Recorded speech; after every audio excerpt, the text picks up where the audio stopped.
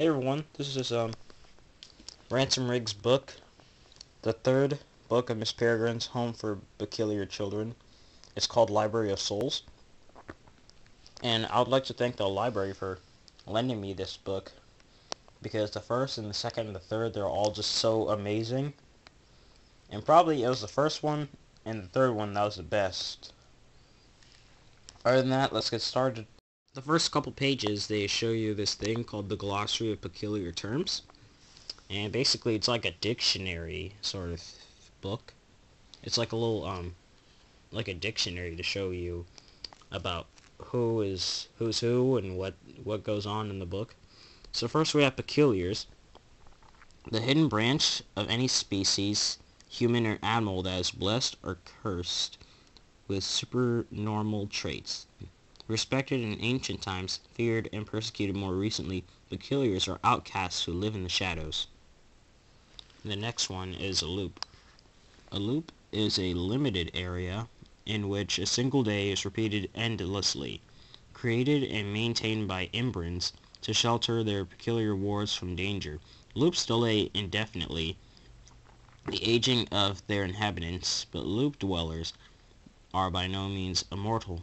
Each day they skip as a debt that's banked away, to repay in gruesome rapid aging, should they linger too long outside their loops. So basically it means, like, if they're in a loop and each year goes by, they're still aging, but they're still gonna look young. Like, probably like if like a little kid just went in a loop, like a 10-year-old just went in a loop and stayed in there, then for 14 years later he comes out, and if he stays out of that loop too long, he's no longer gonna be 10 years old. He'll be like 21 or something like that. Anyhow, let's move on to this one down here. Imbrins, the shape-shifting matriarchs of peculiarism.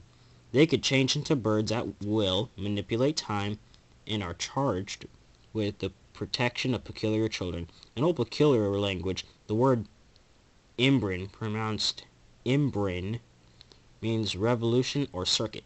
Because, like, the first time when I looked at it, I call it Yimbrine, because it's Ymbrynes, like Yimbrines. And then I realized this Imbrin. I'm like, Imbrin.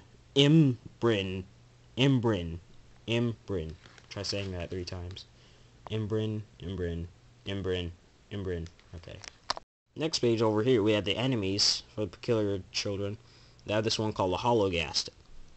Monstrous ex-peculiars who hunger for the souls of their former brethren, corpse-like and withered except for their muscular jaws, which they harbor powerful tentacle-like tongues, especially dangerous because they are invisible, and all but a few peculiars, whom Jacob Portman is the only one known alive. His late grandfather was another, until a recent innovation enhanced their abilities.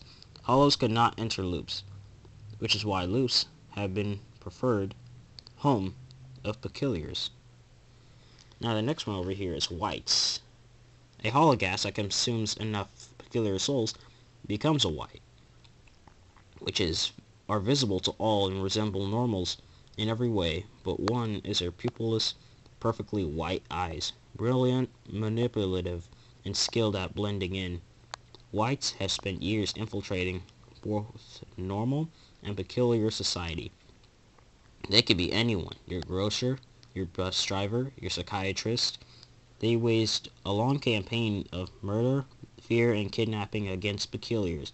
Using a hologast as their monstrous assassins, their ultimate goal is to exact revenge upon and take control of peculiarism. And if you look really closely, you can actually see this guy's eyes are like you can't really see them. They're like kind of whitish. Weird. They have a lot of like climax effects on this book. If I could find it real quick. Give me a second.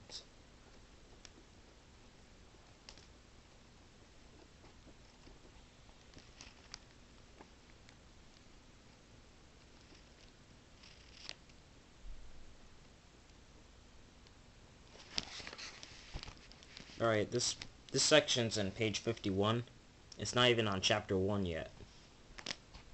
And I actually thought this was the end for Jacob. So I'm just gonna start reading. Anyone who comes from my boat must pay the price.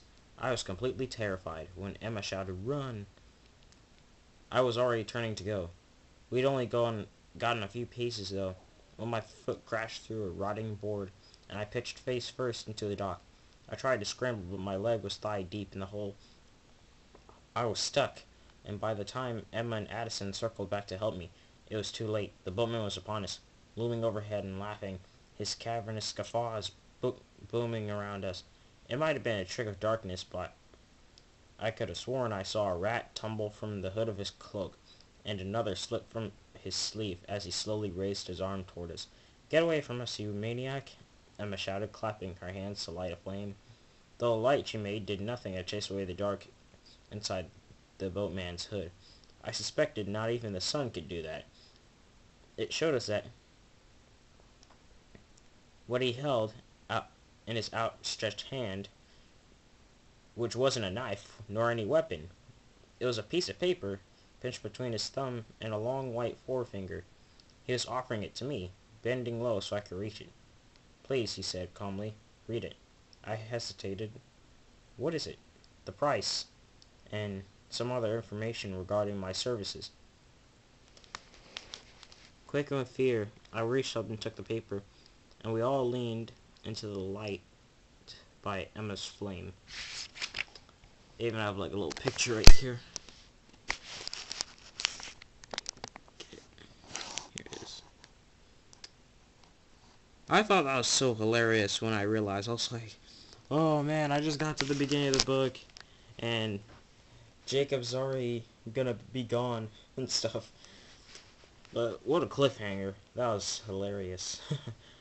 I started laughing when I realized it. Another section we have here describes a picture that's on the next part of the page, but I want to read this section first so you get the picture. A wall. That's all it was, but one with a gaping mouth for a door, two warped eyes for windows, and a pair of holes for nostrils. It's grown over with long grass that resembled hair, and an unruly beard. The moaning wind was louder than ever here, as if the mouth-shaped door was trying to warn us away in some ancient language that made vowels for a week long. You get the picture, and it completely describes exactly what the picture looks like. You can see it, the two windows for the eyes, the little holes for the nostrils, and the door for the mouth. And I think the grass looks like the beard too, but I don't really see the beard. I could sort of see it, like this is like a sideburn, then there's the mouth. I think that's so cool about it. It's like, whoa, you could see it. It's actually there. I didn't want to give out too much information about the book, so I was going to jump to the end and talk about the photography. It says here, these images that appear in this book are authentic, vintage found photographs, and with the exception of a handful that have undergone digital processing, they are unaltered and they are painstakingly collected over the course of several years, discovered at flea markets, vintage paper shows, and the archives of photo collectors more accomplished than I, who were kind enough to part with some of the most peculiar treasures to help me create this book. Another thing that Ransom Riggs did before he became an author, he used to be a picture collector. Like, he just collected thousands upon thousands of old pictures. And I think that's just amazing what he used to do. I mean, like, he collects all those old pictures and everything. That's pretty cool. And then, like, he decided to use those pictures to make a amazing book. And just like, this could be the new evolution of mystery books and stuff, maybe. And then like overall, those are all the pictures he had. So there's the collections. And okay, 1, 2, 3, 4, 5, 6, 7, 8, 9, 10, 11, 12, 13, 14, 15, 16. Overall, he had 16 pictures. But he had a few more that he didn't... I don't think he mentioned them, but... yeah. And then, here's the final picture that represents Jacob and Emma when they're on the real world in America. Because after they had this, they had a character named Perplexus that was able to that had this, they had this effect on the loop, and it enables them to, like, you know, they don't age when they go to, to the outside world. So, Jacob and Emma they're just restarting their relationship. They're just friends now. Over here it talks about Ransom Riggs. Ransom Riggs. Ransom Riggs grew up in Florida, but now makes his home in the land of peculiar children, Los Angeles. He was raised on a steady diet of ghost stories and British comedy, which probably explains the novels he writes. There's a non-zero chance he's in your house right now, watching you from underneath your bed. Go ahead and check. We'll wait. If not, you can always find him on Twitter. I did find him on Twitter about a week ago, and he recently posted that he was at an art museum, and I think that's pretty cool because I like art, and he's interested in art too. We might have a little thing in common though, but the art stuff though, it gives you inspiration. And that's the end of the book. Other than that, it just has extra pictures from the story. And one person from John Green, the author of The Fault in Our Stars on Miss Peregrine's Home for Peculiar Children, said that tense, moving, and wondrously strange. These photographs and text work together brilliantly to create an unforgettable story. And just, he's completely right. I love the book. It is so amazing, and if I had the time to read it again, I would. Maybe next year and stuff. Because, like, if I just read it now, I would be like, yeah, nope. And then, like, next year is gonna be like, I'm like a little bit bored, because there has been times where I've read books like 3 or 4 times.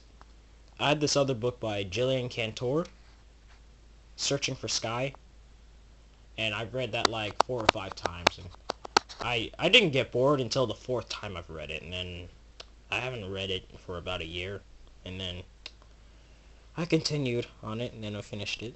But overall, if I had to read this book again, I'll read it over and over again. Thank you very much, Ransom Riggs. Thank you, School Library, for offering me this book. And for everyone watching this video, have a good one.